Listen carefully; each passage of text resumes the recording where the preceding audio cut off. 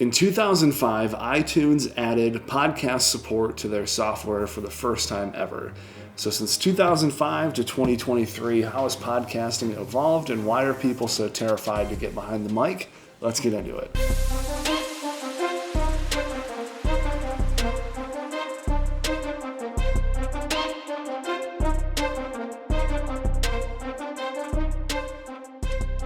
Welcome back to another episode of Theory of Why. My name is Rob Johnson. So on today's show, I want to talk about podcasting and specifically the fear over podcasting as it relates to how the medium has evolved over the last 18 years. So there's a very heated debate over when podcasting first officially started. Some people say it goes back to the late 80s where people were distributing radio shows in the form of cassettes. That doesn't really feel like a podcast to me. And then, that evolved to CDs in the late 90s. Podcasting really started to hit its stride right around 2005 as Apple added podcasting support to their software platform and more people started, more well-known people, I should say, started to engage in the platform. So by the end of the first decade of the 21st century, so now it's 2010, you have people like Joe Rogan, Bill Burr, Adam Carolla, some real pioneers and trailblazers in the podcasting industry, started to continue and develop this medium and use it as a way to gain more exposure, more awareness, and they used it from a business perspective as well. I think podcasting, as it has evolved over the last 13 years, is now turned into a video-first platform. And I'm sure there's some debate on that. There's some excellent audio-only podcasts that exist, but people are now producing podcasts to serve as either short-form content on platforms like Instagram Reels, YouTube Shorts, and TikTok. But they're also using it as long-form content, telling longer stories, having more detailed interviews. And that is why I think YouTube has recently added podcasting support and a podcasting subsection in the Creator Studio for creators that are specifically doing podcasts. So it's a medium that I really enjoy. I think there's a ton of business application for it. But for our purposes today, I want to talk about reasons why business owners might be afraid to get behind a microphone. And the first reason that I hear most commonly when we bring people in and we do a pitch or we just talk about the concept of a show is they say, I really don't know what I would talk about. And they're afraid that they're not going to have enough content to actually do a show.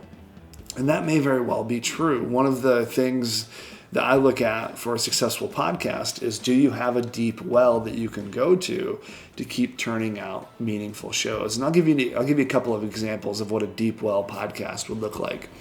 So let's say you have a journalist and they cover today's topics and they go really deep into what happened today. They do a political analysis of it. They go through the highs and lows. They look at both sides of the spectrum.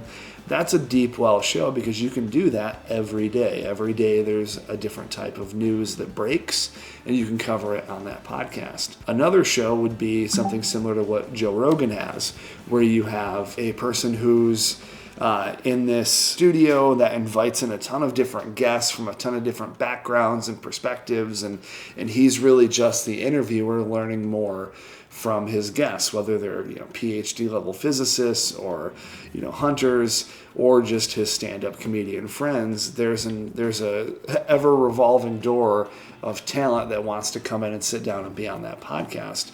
And that's a really deep well. You're never going to run out of things to talk about. Now, let's say you did a podcast on a new insurance law in Michigan, and that was going to be the center of the show. I would do a series. You're going to do 6 episodes. That's going to be the begin and the end of it. You can't really do 100 episodes on a particular law, especially if it's really small in scope and there's not a lot of history to it because it's brand new. So that's where you really need to be thoughtful about the production of a show. So a company like mine, there is a relatively deep well because social media is always changing, the creative industry is always changing, and if I decide to bring in guests and do interviews, then that gives me another layer to the show where I won't run out of content. One of the first shows I did was on the discipline of apologetics, and I was able to do about 45 episodes. And that was probably my most successful show. This was between 2014 and 2016. And at the peak, it was doing like 30,000 downloads a month. Like, it was doing really, really well. But the problem was the amount of research and time I had to put into each individual topic to go through it was difficult. So while there was, a ton of topics I could have continued talking about, the prep and the research and the size of the show outpaced my time and ability to produce it at the same standard that I was, used to doing. So I decided to end it after right about 45 episodes. So there's also a time commitment involved as well. But when people talk about being afraid of podcasting, I always remind them, like, especially if you're coming at it from a business owner's perspective, if you're the CEO or if you're the owner, the founder, what are the things that you're telling people when they ask you what you do? What are your sales pitches? What are the lines that you talk about and that you stay on when you're inviting someone to learn more about your company?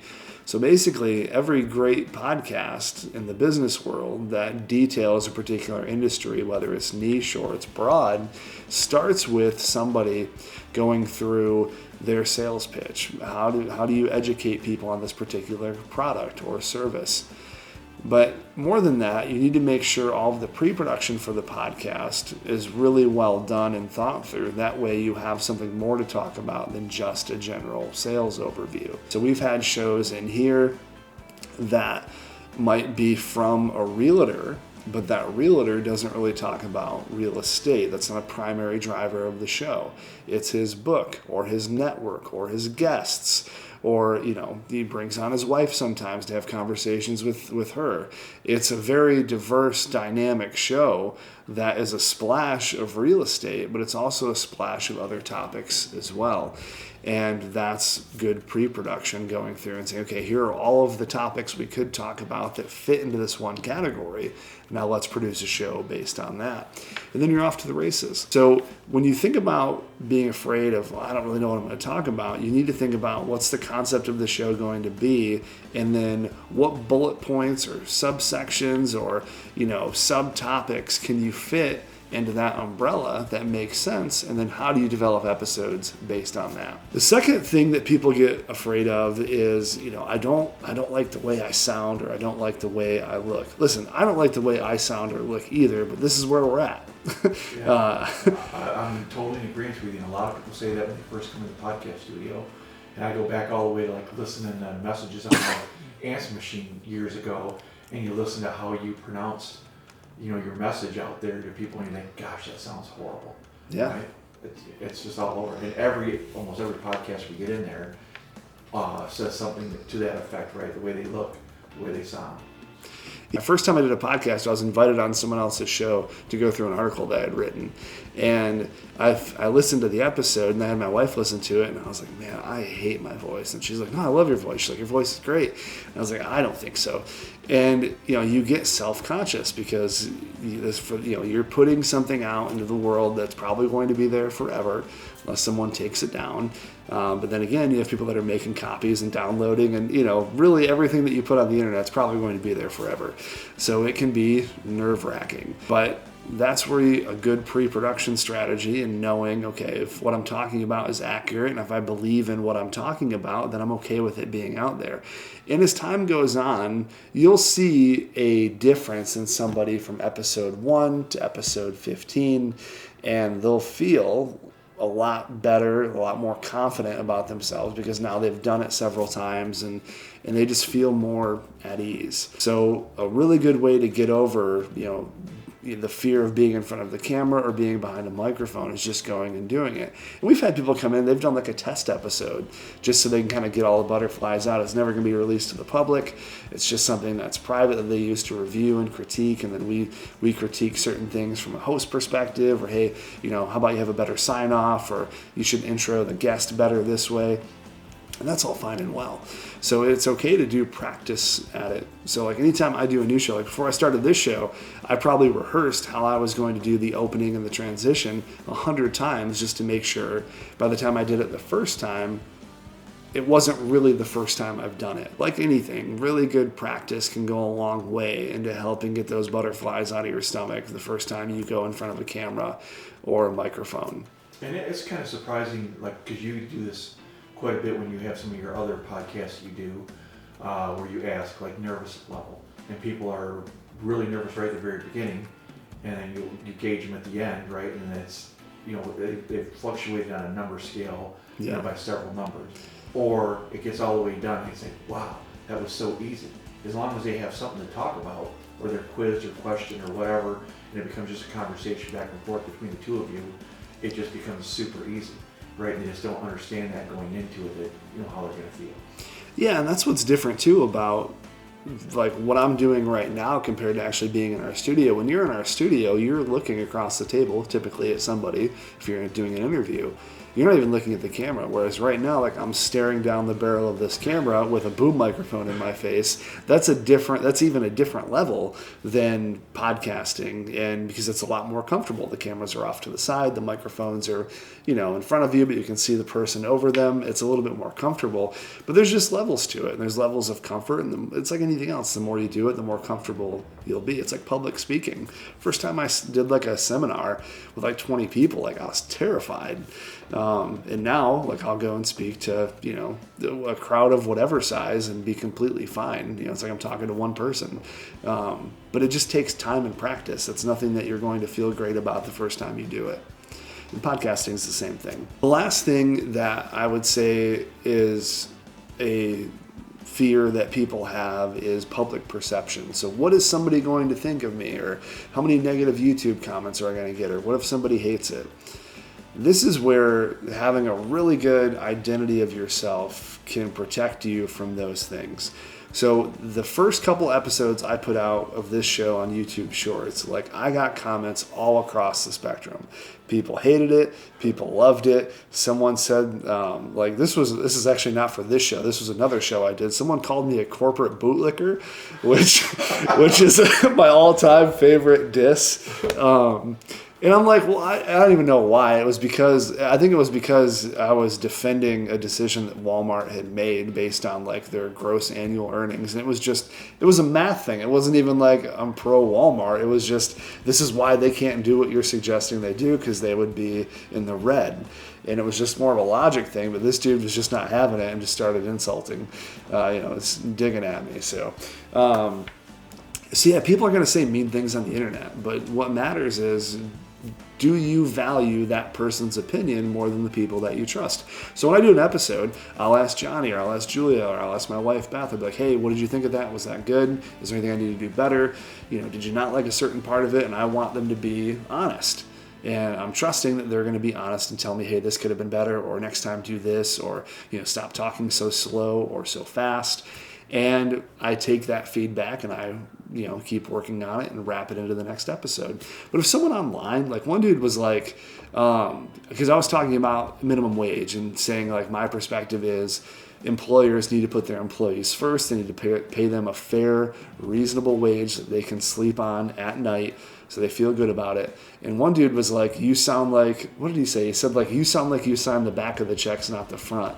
And I'm like, so a business owner should only be concerned with paying people the least amount possible so they can make the most amount of money. Like that's not a business philosophy I subscribe to. If you do, I feel really bad for your employees, but that's not going to hurt my feelings that you say that I'm sounding like an employee even though I'm a business owner. Like that, it's not going to hurt my feelings. One, I don't know who you are. Two, I don't value or respect your opinion because I don't know who you are. And three, I have a group of people that I trust in my inner circle to tell me if I'm doing things well or not. So having that identity of this is who I am and this is what I've done well and this is what I haven't done so well, and people can give you that honest feedback means a lot more than some random stranger in the YouTube comments. So I would say build a really good ecosystem of people that you trust, that you can get legitimate feedback from, constructive criticism, and listen to those people. And if someone writes something stupid on the internet, just ignore them. Or do what I did and write like a 4-paragraph long scathing comment and burn them to the ground. Either way is fine. You got to do what you're comfortable with. But don't worry about strangers on the internet saying mean things. Like it's someone that's keyboard warrior tough. They're not going to say it to your face. And I feel bad for those people that have to just go on online and just, wrongly criticize people. Like, there's legitimate criticism. There's things that people do that are just like, why? Like, why are you going online and saying this about like some celebrity or some person that you don't even know? You have no perspective on this at all. You just want to say mean things because you're upset with how your life is. Like, I've never understood that. There's a lot of things I disagree with, but you're never going to find me, subtweeting or, getting in the comment section and mixing it up with people because I have more important things to do. The comments I leave on YouTube are for creators that I really like and appreciate their comment, and I want to let them know they're doing a great job. To me, that means a lot more than, saying something negative about something that has zero effect on my life. So I would say those are probably the top 3 fears that people have when it comes to podcasting. So again, to recap, the first thing you need to look at is, to recap this list is you need to make sure that you are well prepared in the pre-production and you have a good amount of topics to discuss and you know how that show cadence is going to go.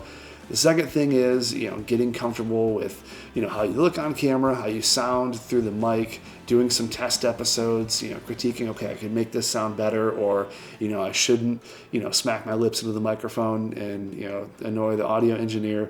Those things are really important. And the third thing is, making sure that you are incredibly comfortable with your identity and you have a good support system around you that can give you constructive criticism. That way it can block out all that negativity that may come through in the YouTube comment section or Instagram comments or whatever. That's all really, really important. And it's like anything else. When you go into something, have a plan. You need to have that battle plan laid out that you're executing against. So that way okay, I was going to do this. I tried it. It didn't work. Here's what we're going to do next.